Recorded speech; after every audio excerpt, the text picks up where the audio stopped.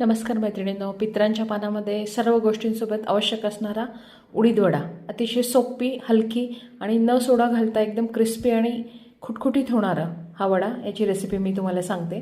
तर सगळ्यात पहिले डाळ ही रात्री भिजवायची.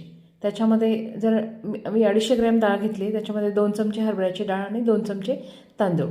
तर हरभऱ्याच्या डाळीने काय होतं, त्याचं वरचं जे कवर असतं ते एकदम क्रिस्पी होतं आणि तो मऊ पडत नाही. मग सकाळी फक्त त्याला 2 पाण्याने धुवून घ्यायची, चोळायची नाही, आणि त्यात मिरच्या, आलं, मीठ टाकून वाटून घ्यायची. ते बिना पाणी टाकता शक्यतो प्रयत्न करायचा. वाटून घेतल्यावर एक 5 मिनटं एकाच डायरेक्शनने ते पीठ छान फेटून घ्यायचं, हलकं करून घ्यायचं. त्याच्यामुळेच तो आपला वडा हलका आणि एकदम क्रिस्पी होतो. आणि हाय टू मिडियम हीटला तेल तापवायला ठेवायचं.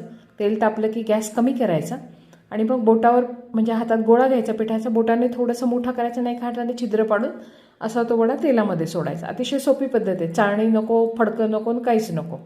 मस्त त्याला असे छोटे छोटे वडे काढून घ्यायचे आणि हाय टू मिडियम हीटला मस्त अशी तळून घ्यायची.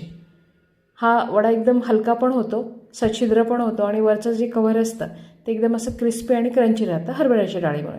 मुळात हरभऱ्याची डाळ रात्री भिजवली म्हणजे बाकी काहीच टाकायची गरज पडत नाही, सोडा नाही किंवा तेलसुद्धा नाही. तर या पद्धतीने नक्की करून बघा, अतिशय सोप्या पद्धतीने. म्हणजे रात्री तुम्ही झोपता तेव्हा 10-10:30ला भिजवलं तरीसुद्धा चालतं. तर हे असे छान गुलाबी रंग येईस्तोपर्यंत तळून घ्यायचे. आणि बघा, छिद्र असा व्यवस्थित पाडलं तर किती छान फुलला आहे हा वडा, कारण ती डाळ रात्री भिजवलेली असते त्याच्यामुळे. तर नक्की करून पहा.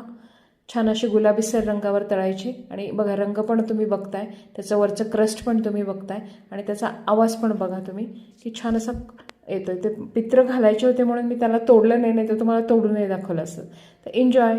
Thank you. Like, share and subscribe my channel.